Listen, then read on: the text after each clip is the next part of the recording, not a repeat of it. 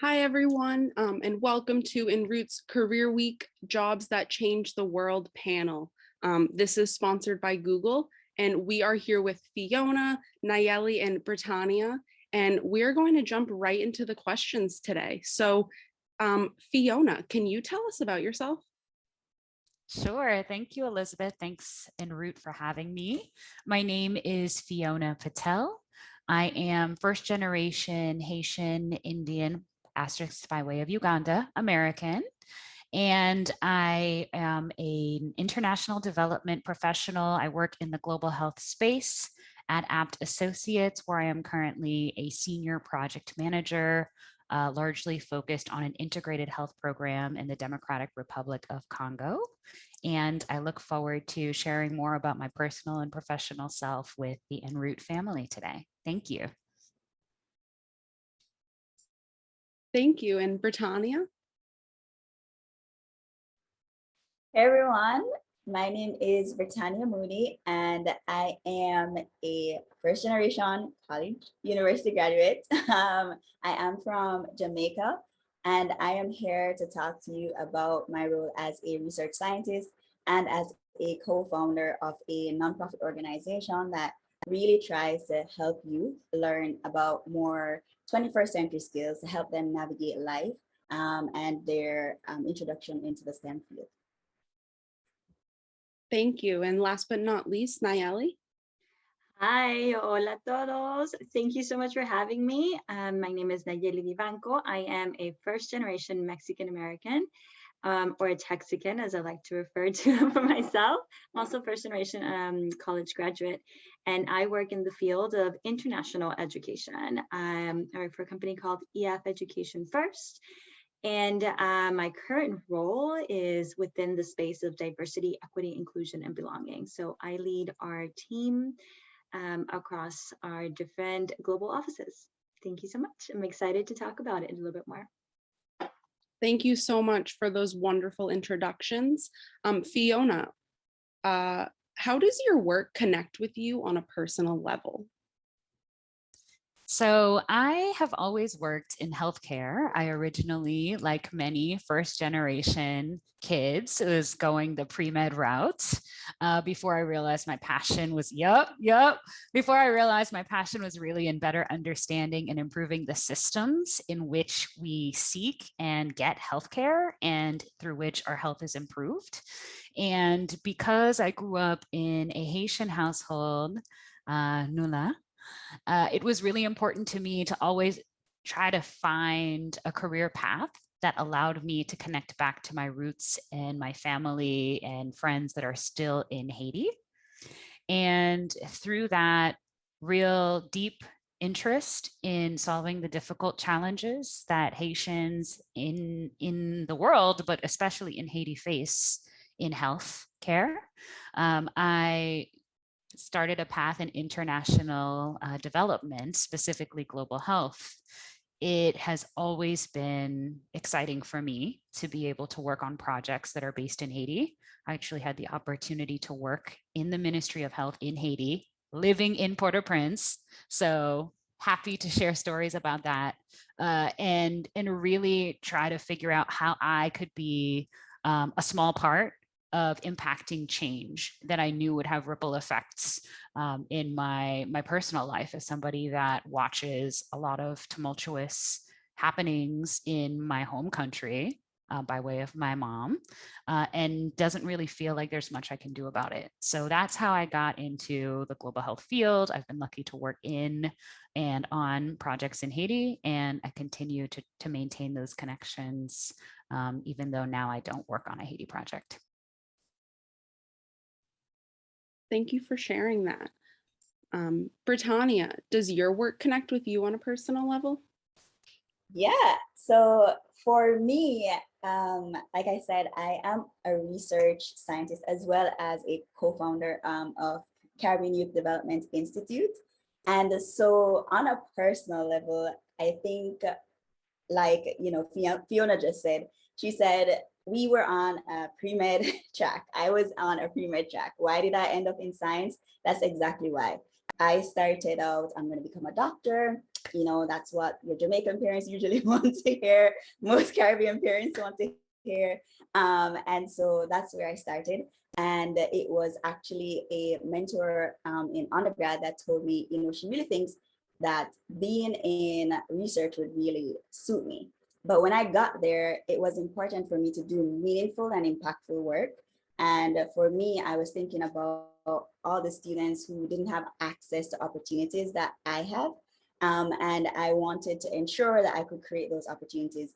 So what I do now currently really connects with me because I get to work with Jamaican students primarily and introduce them to different STEM careers that may be meaningful or helpful, and not just think about, I just want to become a doctor or a lawyer or an engineer, the three things that typically most, you know, students are used to hearing. And so I get to spend a lot of time with them, mentoring them. And it was important for me to have that touch point with you, because I remember being that student who wanted to know more and learn more, but not being sure where to go, who to talk to, how do I reach them, how do I connect with them. And so this started from the COVID pandemic hitting, and I recognizing that, you know, there weren't any resources available for the students that I care about. And how are they gonna actually now get access? And so yes, it definitely does has a personal connection to me, and I thoroughly enjoy doing that work. Thank you, Britannia. And how about you, Nayeli? I thank you so much. I just want to say it's such an honor to be on this panel with two amazing BIPOC women who have been really changing and breaking biases and doing amazing things. So wow, I just want to say that, super cool. As similar experiences to y'all, I actually also was going to do pre-med. I think that's like probably like it's you know, first generations, like you want to be a doctor or a lawyer or something like that, because that's what is meant to be the path, right? But I actually studied international relations and economics. I wanted to be a diplomat. And so I've always been super, super connected with just being around an international environment. Languages and cultures are something that I am extremely passionate about. I love learning new languages. I speak 5 languages, and it's not even as many as I wish I could, because for me, it's the power of being able to connect with other humans is amazing. So that's one aspect of being in the international education field. I had the privilege of winning a scholarship when I was a high school student with the Rotary Club to be an exchange student in France. And for me, that completely changed my trajectory in terms of what I wanted to do, and to see the world outside of my small hometown of 32,000 people on the border of Texas. So having had that opportunity, for me, it's super personal working in the field of international education, because I'd love to see an increase in representation across the field, but also like being able to have the opportunities to travel and study abroad, and just to learn and connect with people from different cultures, because there is such a power of, you know, building that curiosity and understanding each other a little bit better. And then kind of going back to my work within, you know, diversity, equity, and inclusion, it's something that I'm extremely passionate about because of my background, and because I want to kind of merge all of these different things of being able to create equitable access to international education and opportunities to everyone. So. Thank you so much. Fiona, how did you end up in this field? Gosh, I could speak on this some more for hours, but to be honest, most people don't know what international development means. I've certainly labeled myself as an international development consultant, just, you know, when you need a tagline, thinking that it was, oh yeah, I know what that is, but I'm currently based out of DC, and outside of that bubble, and perhaps the folks that are interested in diplomacy like Nayeli, most people are like, what does that mean? So I ended up in this field by way of being an ex-pre-med, really moving into the public health space. I used to work in community-based research and evaluation for health programs at the Institute for Community Health, which used to be based out of Cambridge and is currently in Medford. And through working with folks and really looking at communities, I realized I wanted to pursue my master's in public health. So I had the opportunity to get a full scholarship and go to Yale. And while I was at Yale, I learned about the field of global health in a way that felt concrete and like something that I could tap into versus, oh, there are organizations that support countries that you are interested in, click the donate button. It was like, oh, I could actually have a career in this space that is the health sector within international development. And so I gravitated towards that. It wasn't my area of study, but it was like every elective I had went to that for the most part. And I pursued fellowships after graduation that allowed me to travel to both Trinidad and Tobago and to Haiti. And that's really where I started to grow my career as an international development professional, again, with a primary goal of mine to continue to learn and grow in a field that would allow me to build and substantiate my roots always back to Haiti, which is where my family is from. Thank you, Fiona. And Britannia, how did you end up in your field? Yes, so for me, like I said, I came into university knowing what I wanted. I'm gonna do a bio degree. After that, I'm gonna go to, at this time, I'm now dental school. You know, not med school, dental school. And I'm gonna, just do that, and that will be the path that I choose. But then in my second year, mentor, she came to me, a professor. She's like, Britannia, I really think you have too much talent to only restrict yourself to, doing either med or dental path. And she said, why don't you try research? And immediately I said, nope, no way, I am not doing that. Why would I do that? You read papers that are like 12 page, 15, 20 pages long of things that you don't even understand. And she said, I think you should still try, because I think that, there's a new faculty coming in, and I think you'd really enjoy the work that they do. So I said, okay, I'll give it a shot. And it was within that environment where things really developed for me in terms of research and what that really meant. At the time, I was working with bacteria, and I do think that bacteria are better than cells, but that's a whole nother conversation in terms of science and what that would look like. But I actually, that mentor, we spent a lot of time talking about things outside of bench work, right? Outside of what we do at the bench, kind of, caring about me as a person. And because of that relationship, I recognized that there was a freedom in research that allowed you to kind of choose how you can impact and connect with your community, and how you can really formulate things that can also help people outside of yourself. I did recognize that when I transitioned into research full time, that I was missing that person connection.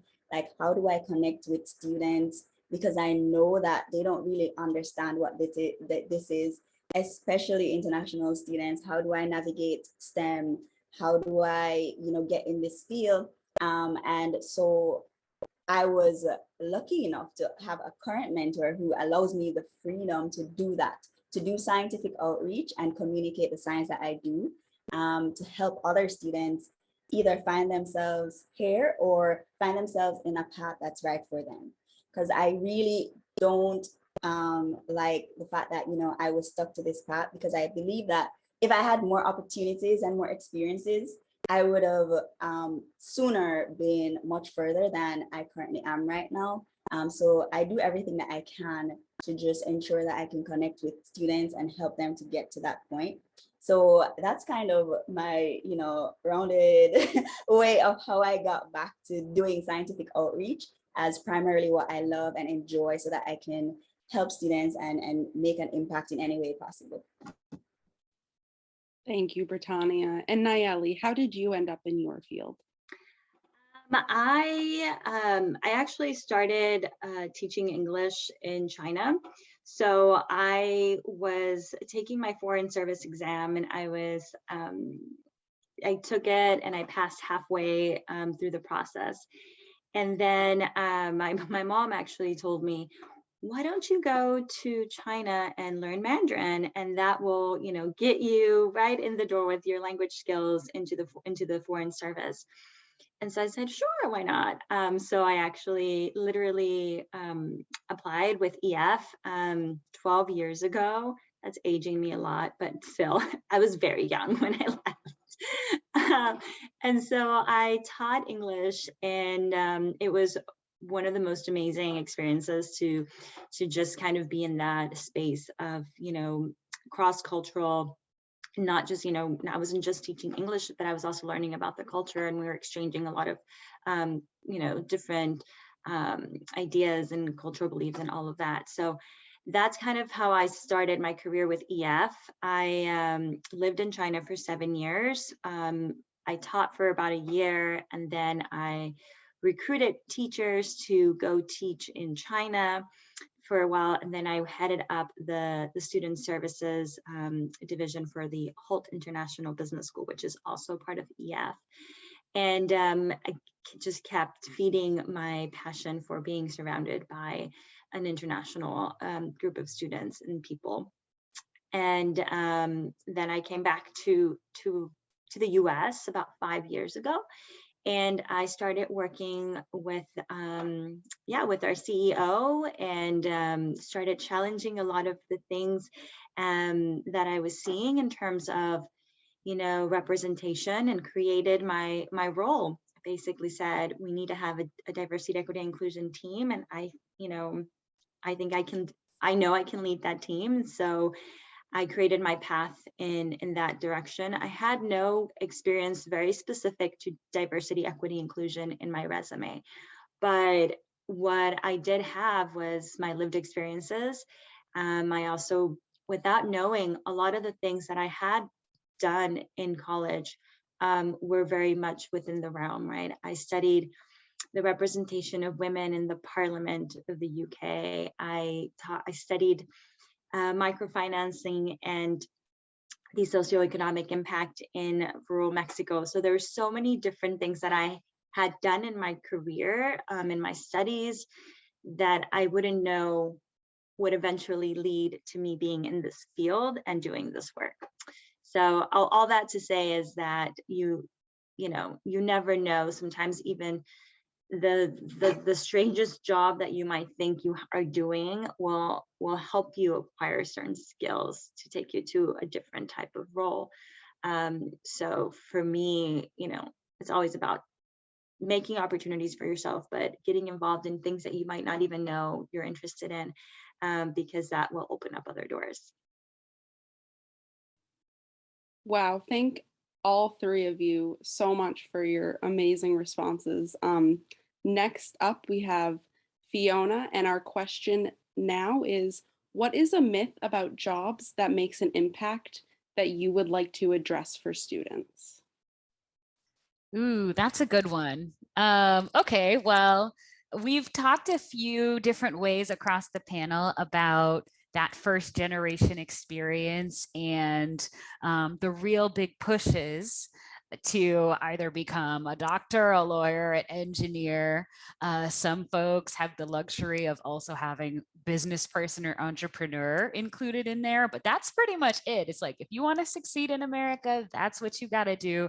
Figure it out, and I can't help you, sort of thing, right? So I think the biggest myth, well, I'm going to answer this in two parts. The first one is that that's what you do. You either do that, or you're just trying to figure out how to make your mama proud, right?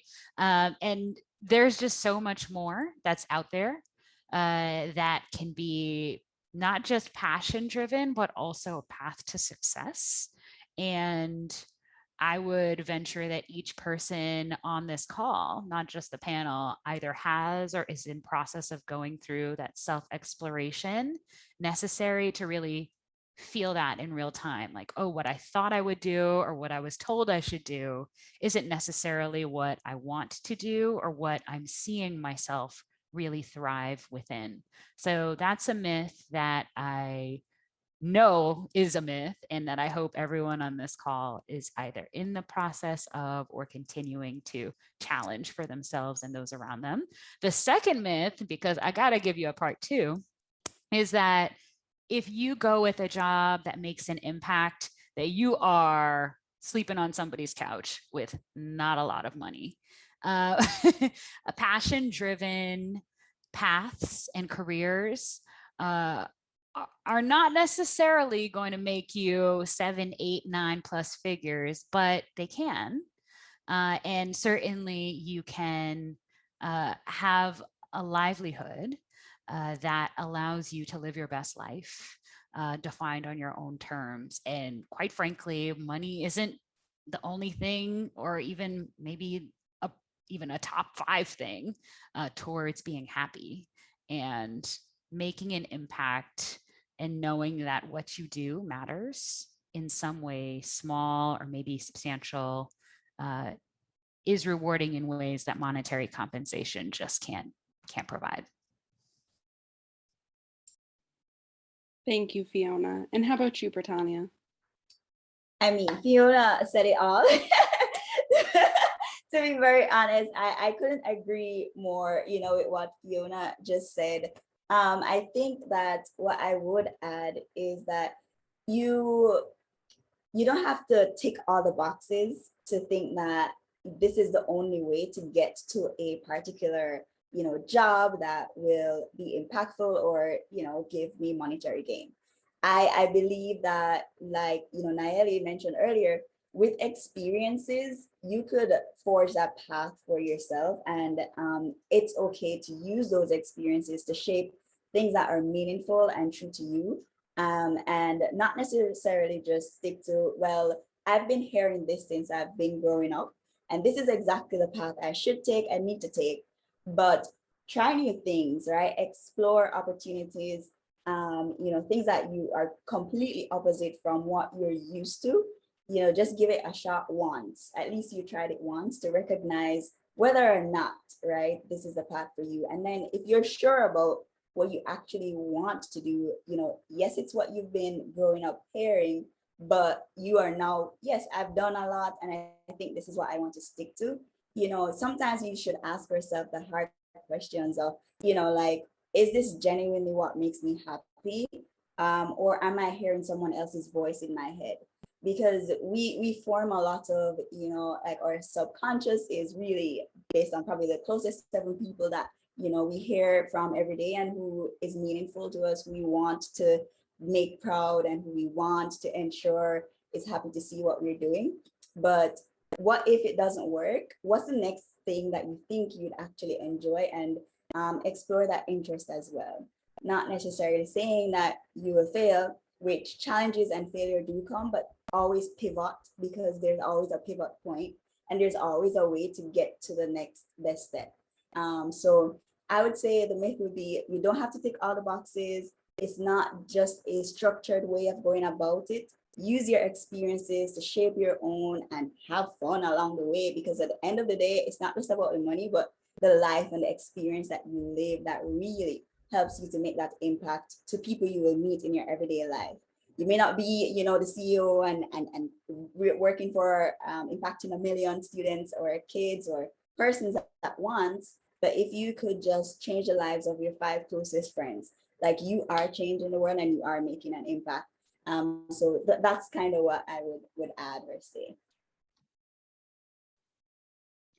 Thank you so much. And how about you, Nayeli? Well, I think, y'all have said it so clearly. And what I was going to add to that, but I think, Britannia, you mentioned it at the end, was as well about, the myth that you have to, to change the world, you have to do all of these things or impact all of these people. no, like changing the world, like you have to start changing change within yourself, how you see the world, the output that you have on yourself. And then, you know, there's a ripple effect that transcends.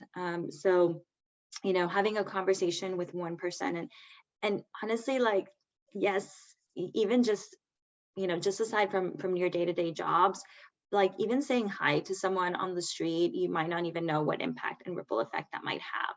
So just acknowledging that, you know, it's all about perspective, and, you know, live your own dreams and your own, you know, it is very hard as a, you know, as a first gen, as an immigrant, it is very hard to always live up to the standards of making sure that what you do is enough to, you know, to endure the sacrifices that your parents made, or that your, you know, the people that came before you made.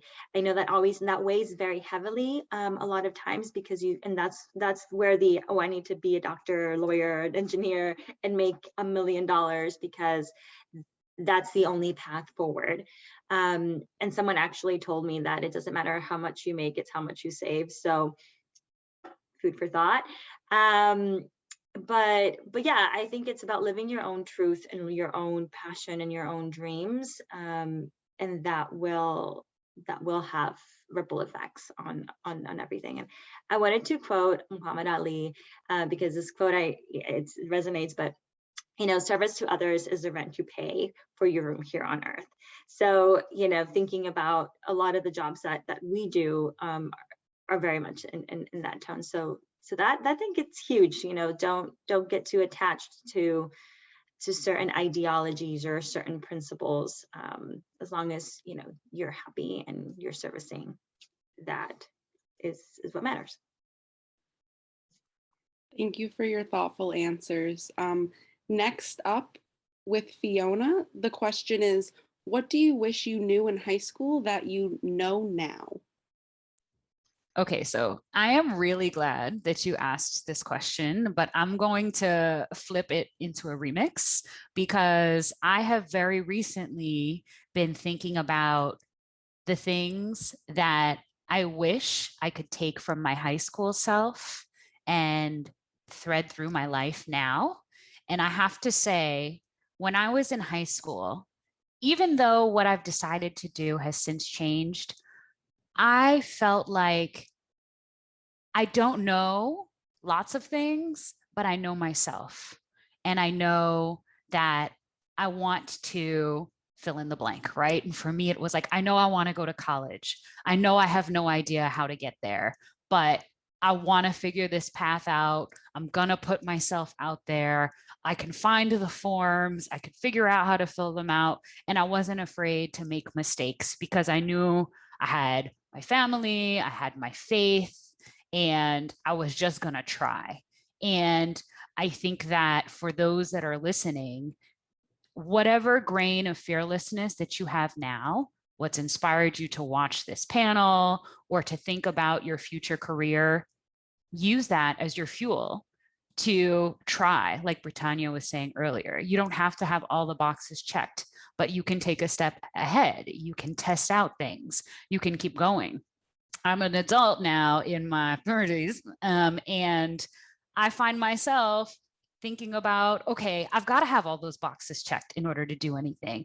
Or you get stuck in a headspace where you feel like there are only so many hours in a day, and we put limits on ourselves once we cross that threshold into adulthood and responsibility, that I think our high school selves, those aren't barriers that we have to deal with. So I would flip that question on its head and say, do you, to the best of your ability, and take what you know, knowing that there's so much more to learn, and push and advocate for yourself to do something with that, and make those strides, big or small, towards your future self, because you will figure it out and learning as you go. Thank you. Britannia? I love that response. But I would say that one thing that I want, just anybody watching this to know is that it's important to be true to yourself, and you will figure it out. I promise you, everybody who you see, adults, the person that inspires you, the person that you look up to, that you think has it all figured out, they're still figuring it out, and we're still learning as we go through this process of life, and you will always be learning. So don't be too hard on yourself. Like, if you feel as if you made a mistake, you made an error, things seem like they're falling apart, I promise you, like a year from now, nobody will ask you about that mistake you made, because maybe you made one yesterday and that's okay. Like, it is totally okay to do those things, and to not be hard on yourself. So that's kind of what I would say to any high school student or anyone watching. Thank you, Britannia. And Nayeli, what do you wish you knew in high school that you now know? Again, my colleagues here have done such a great job with these. This is the bad thing about going last. I'm like, yes and yes.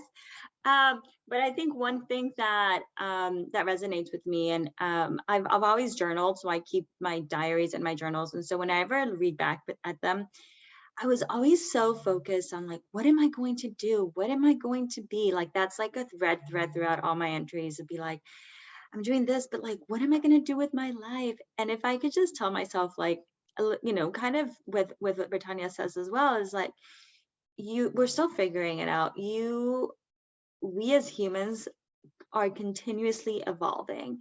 And, while certain core values will remain with us, there be other things that change and challenge. And so, I think that if I could tell myself, like, just chill out a little bit, like, to Fiona's point,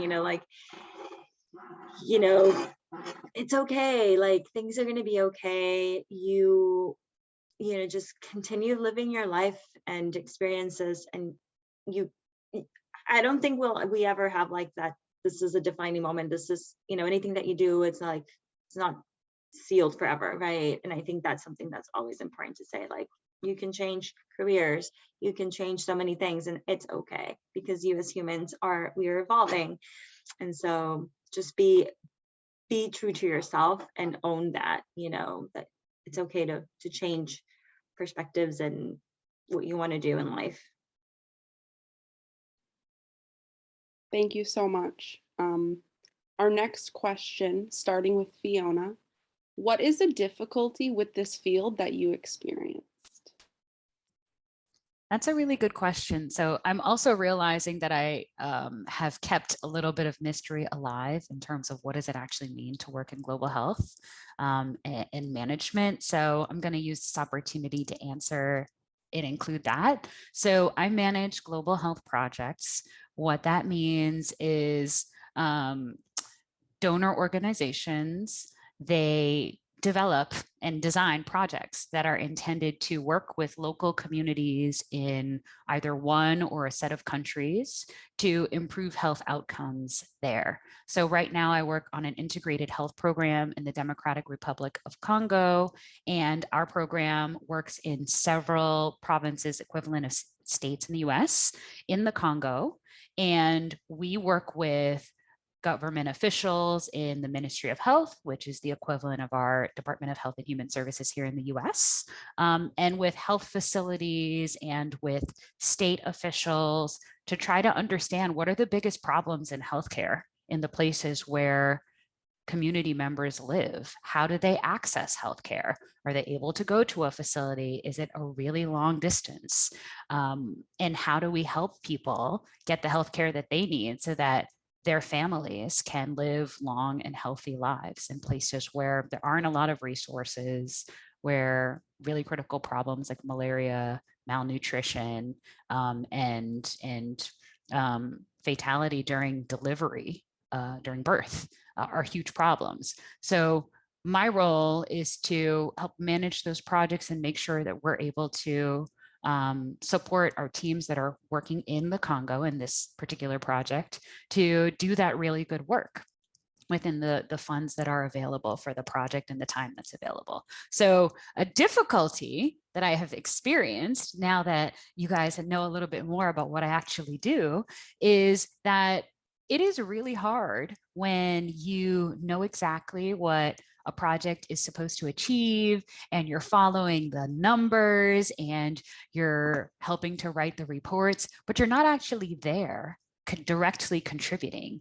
And I think it's an important analogy for what we talked about with the previous question in terms of how do you make impact and what does that look like? It's not always tangible, but that doesn't mean it's not happening. I think it was Nayeli that mentioned earlier ripple effects. In the line of work that I have, my contribution to impact is just that. It's a contribution that has ripple effects and is a part of the greater picture that allows my projects to move forward. And a difficulty in that is knowing it's like believing in Jesus or whatever higher power you connect with. I know it's there. I know I'm doing something to be on the right path for that, but I can't see the result, at least not in the immediate term. But over time, you do see that, you feel it, and you know through your connection with the people that you work with and the numbers sometimes that impact is coming, that change is there, and that you and your lived experience are critical components to making that change. I think I might not have answered your question, Elizabeth, but keep me in line if I need to come back and do a part 2 after Britannia and Nayeli. That was wonderful. Thank you so much, Fiona. How about you, Britannia? What's a difficulty with the field that you've experienced? There's so many difficulties and challenges. And I think that's the one that I'll stick with as a research scientist and as an individual who helps to run an organization to impact youth. You are constantly running into challenges. I mean, think projects not working, constantly failing, an experiment not working. The project that you thought would have had an impact with the students, they just aren't connecting with it. And so you run into those roadblocks very, very frequently. And it's important for you to have a good support system that helps you to get through those periods when you're feeling as if, okay, there's no way I can figure this experiment out, or there's no way I could ensure that this project actually does what it's supposed to do. And I'm grateful for my support system. And I think that's one thing that I would say to anyone. Ensure that you have mentors, ensure that you have people you can connect with, ensure that you have a network that you can rely on, that will help you through those times, whether it is they're sharing new ideas, maybe they're giving you a different perspective, because when you're in the situation, it's very difficult sometimes to think about an alternative because you may be so frustrated with the fact that the experiment just won't work. I've been working on this for a year and it just hasn't been working. And as soon as you tell it to someone else, they can give you feedback that can help you to change perspective and pivot on maybe you could try this approach. So I think that in any career, in anything that you do in life, you're gonna be facing those things, and it's important to surround yourself with a good circle of people that you can lean on for ideas and advice when you need it. Thank you so much, Britannia. And we have one more question for Nayeli before she heads out. So what's a difficulty with the field that you've faced? Well, for me, I think if I were to talk about the diversity, equity, and inclusion space, it is very emotionally taxing sometimes, especially as a woman of color, as a first gen and as a working mother, because you want to change everything, and I have to often remind myself that it's not my responsibility to change everything, but rather to help the organization as a whole be accountable, learn, educate ourselves, so that then the change happens together. So it's always reminding myself that I'd love to see things happen and change really fast, but sustainable change and long-lasting change and impact take a long time. And just reminding myself that, we cannot, the world wasn't created in one day. Rome wasn't built in one day, like it's just, there's bits and pieces that we have to remind ourselves. So kind of finding that balance and setting those boundaries to protect a little bit of myself, because it can be very draining. And with that note, as a working mom, I actually have to go pick up my son from daycare. So at this time, I now start my second job, but acknowledging that, for parents, especially, specifically, I say for women, acknowledging that it's okay to, to not try to uphold everything in balance, because sometimes some things have to give, and it's okay. So just prioritizing my bits and pieces here and there is something that's important to me, and an advice I would give to people as well. But with that said, I just want to say thank you so much for having me, for inviting me to be part of this panel. I'm extremely honored to have shared the platform with amazing humans on this board. On Root, you're doing amazing work, and I'm super proud to have been part of this. And my doors are always open. If you are watching this and you want to find me on LinkedIn, please do send me a message. I'm always here and happy to help and support anybody. So thank you all, and enjoy the rest of the panel. Thank you so much. Have a good night. Bye. So we're going to continue with the panel. We have just a couple questions left. Fiona and Britannia, how do you balance life and work? Woo, let me tell you about this pandemic, y'all. So I think for me, balancing life and work is probably, oh, it's great to see you. Welcome. Balancing life and work is probably its own job. My career can be pretty demanding, but I am very lucky to work at an organization, Apt Associates, where balance is one of our core values, and flexibility is well defined in the way that we work. So I have colleagues that, first of all, are not just based in the US, they're based all over the world. And so their work hours are already different. But even within the members of my team that are based in the US, we have multiple hats that we wear, both during work hours and outside. Like Nayeli was just mentioning, she's a working mom.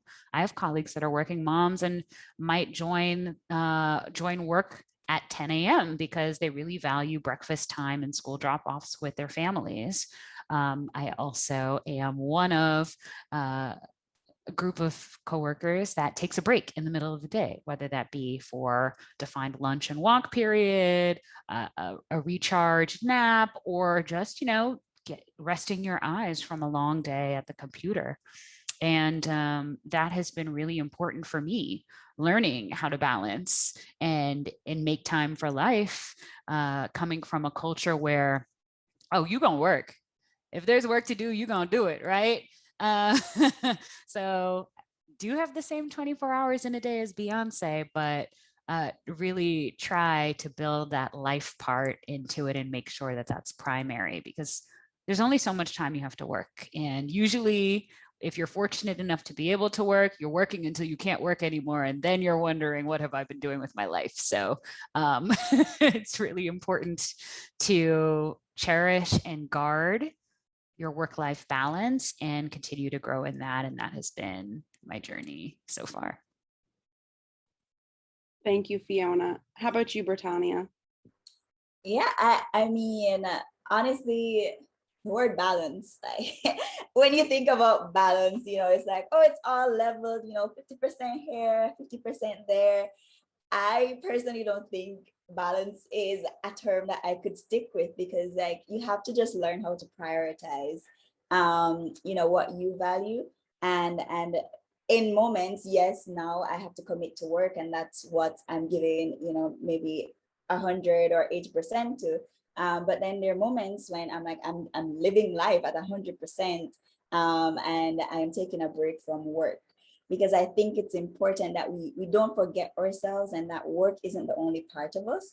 because we wear multiple hats, right? As humans, you may be a brother, a sister, a niece, a nephew, a wife, a husband, whatever the case may be, a best friend, and so there are moments when you have to remember that you have all those different roles to play, and it's just choosing which one to prioritize in a given moment that really helps to achieve that balance that we try to have, all the time. I think that for me, it looks like, going to work during work hours and focusing on work at that time.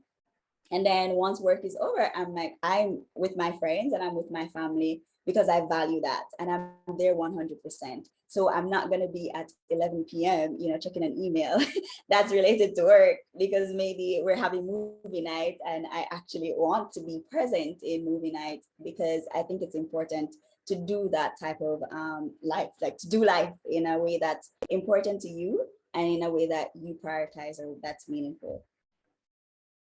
Can I add an asterisk to this part of the conversation? I love Britannia's response.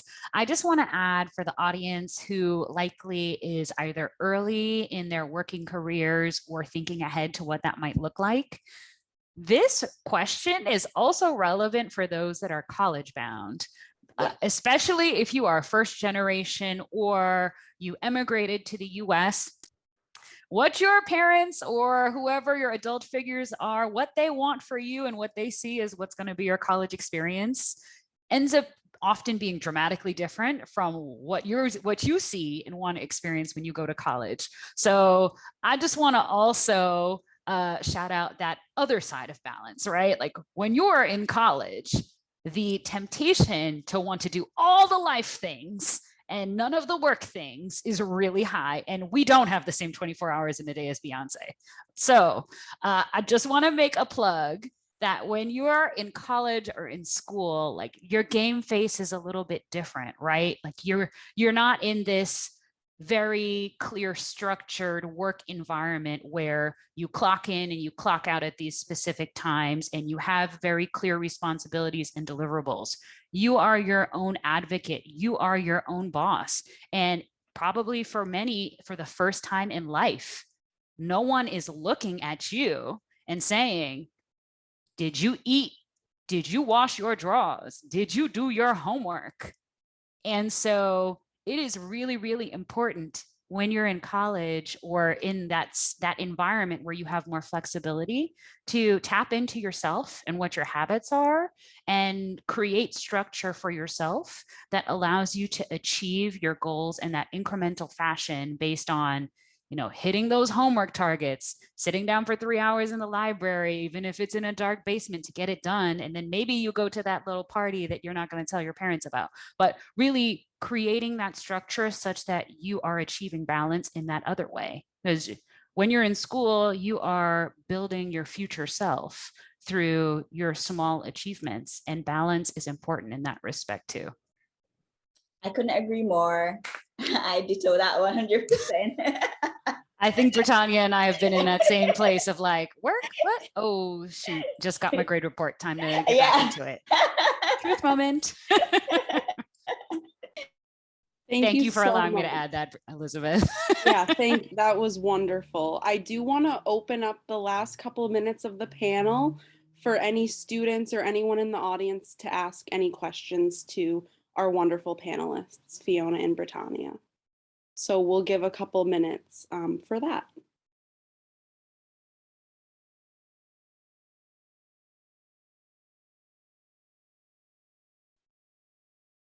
And don't be shy. All questions or even comments are great. It's fantastic to have you on the line and to see your face masked up so you're keeping safe. Like anything that is on your mind. This has been a pretty fluid panel and we're just excited to be here. So ask away or share a little bit about yourself. There is a question in the chat right now.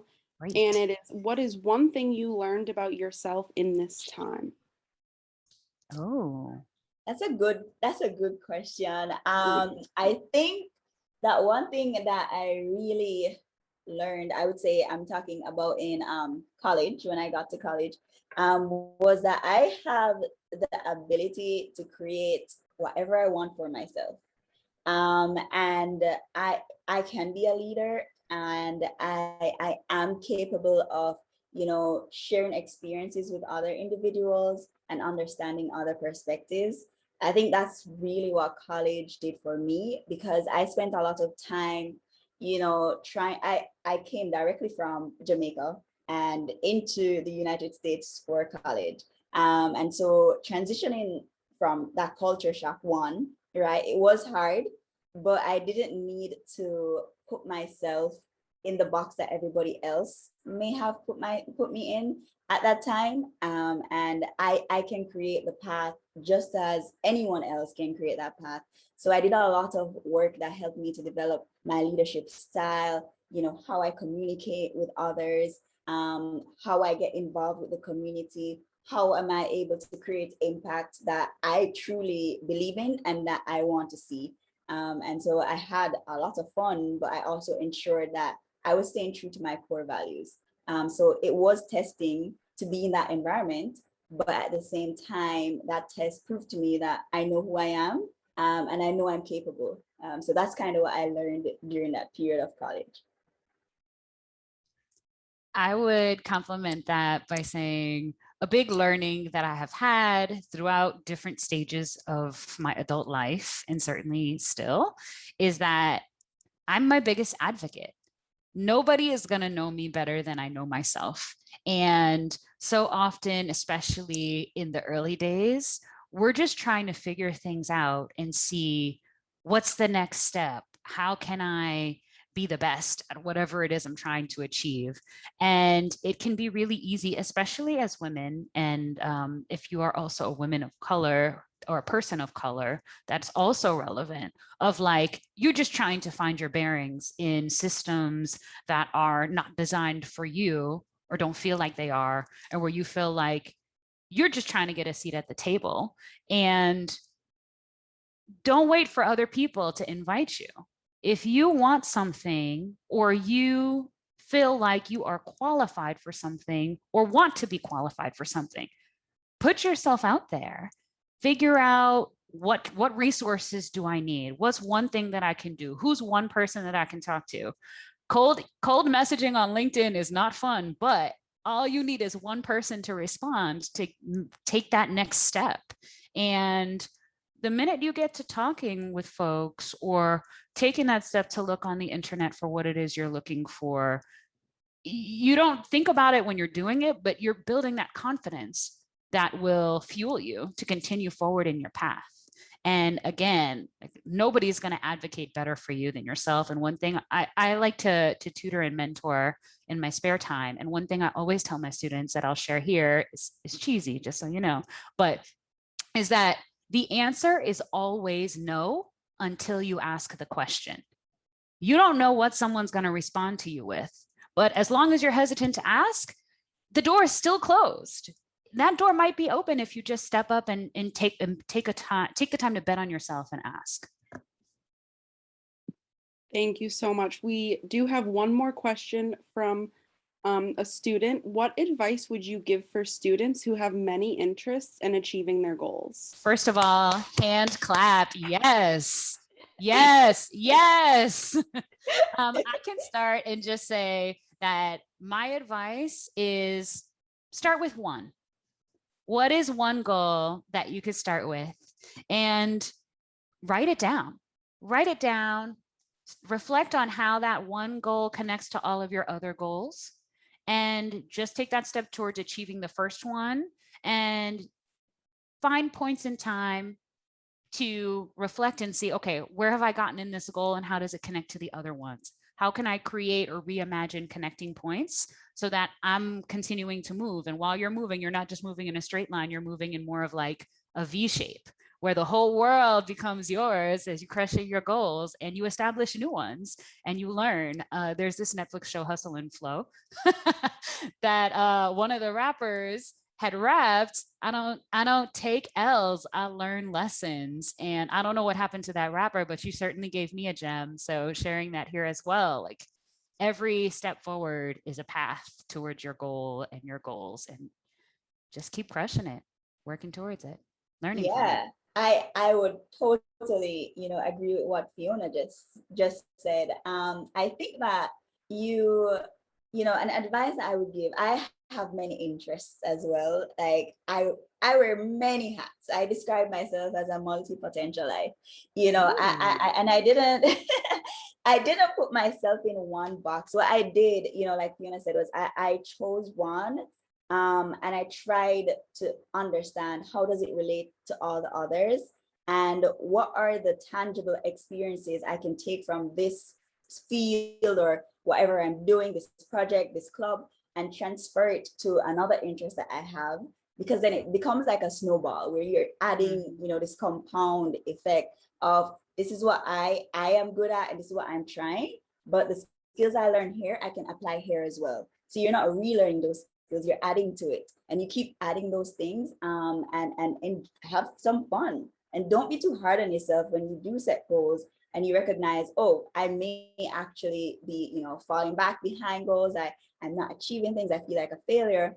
You may have those moments, and that's okay, but recognize and pat yourself on the back when you have achieved goals. And those small wins are as big as the big ones. And so enjoy those wins as you go along the journey, because I promise you, it's a constant journey, where you just figure something out, you add something here, you learn a new skill there, and you blend it all together to create that much wider impact that you really want, right? Because people with big goals and big dreams and big ambition, they want to have meaningful impact in the world, and it looks very different. Just use your experiences to mold what that looks like for you, and have some fun along the way. Yes, thank you so much. There is one more question. I know we're running a little bit late, but I do want to share it. Our student asked, what advice do you have for a woman in general to do their best? Okay, Britannia, do you mind? I can start. You can start. You can start. Okay, so I'm gonna keep it real. Women, the statistics show we tend to wait until we're 100% qualified to do something before we even put our name in the ring. And best can be a double-edged sword for us. Really, I would encourage you to think about it in terms of, how can I be better? How am I good enough? And how can I get better from there, really? And to really just, like Britannia was saying, build it up in that snowball effect. You're starting somewhere, and that is good enough. And just keep going from there. We often feel like we have to be the smartest and the funniest and the prettiest and the insert the blank, and it's plus, plus, plus, not one or the other or pieces of. And you're good enough. And you will get better with time, just because that's how life works, as long as you're open, willing to learn lessons and put yourself out there. And so I would just say, be confident in who you are, even if you don't feel confident. I think Rihanna said it, like, on days when you don't feel confident, what do? Fake it, because you cannot be crying all the time. Fake it till you make it, and just try, just do it. Yeah. And I guarantee you, and this might not be the most PC answer, but I guarantee you there's some multi-generational young guy that is half as qualified as you are in whatever it is you're interested in doing, but they're just super confident, so they go ahead and do it, and then they blow you out of the water. Why? Not because they were more qualified or they were the best, but because they tried. And we got to bet on ourselves more and just do it. Yeah, I mean, Fiona did a great job at basically saying that. I would also just add, you are capable, and even though you may think that, oh, okay, I'm not good enough because maybe something seems off, and we are belittling ourselves and already putting a barrier or this ceiling over our very own heads, and making it even more difficult than it really is just take a shot, like go for it. Do that thing that you think that may be out of your reach, or that pushes you outside of your comfort zone, because then it will show you that, hey, that wasn't that hard. Maybe I could try again. Maybe I actually am really good at this. I get better because I'm practicing, I'm learning, I'm constantly understanding ideas and perspectives, right? And as women, we always try to take on so much, and we try to be the best at everything, like Fiona just said. But being you is your best. Like, ain't nobody else gonna be you like you. Like, that's just the truth, right? And just own that, own who you are, what you want to do, and enjoy it as you go along. It's okay to make mistakes. Everybody does it, and just believe in your capabilities and bet on yourself. All right. That's what I would say. 100%. Thank you so much, Fiona and Britannia. That wraps up our panel today, sponsored by Google. Thank you so much, Fiona, Britannia, and Nayeli, for spending this time with us to share your expertise and advice to our students. So thank you again. Thank you for having me. I had so you. much fun. I definitely will be connecting on LinkedIn because, hey, yeah, Absolutely. it was fun. It was amazing. So thank you. Yes, thank you, Enroute. Thank you for joining. Yes. Rose mentioned in the chat, contact info will be shared. You're so welcome. Looking forward to connecting with the Enroute family further. And thanks again. Thank you so much. Oh, were you saying something? Oh, I just said thank you for coming and speaking.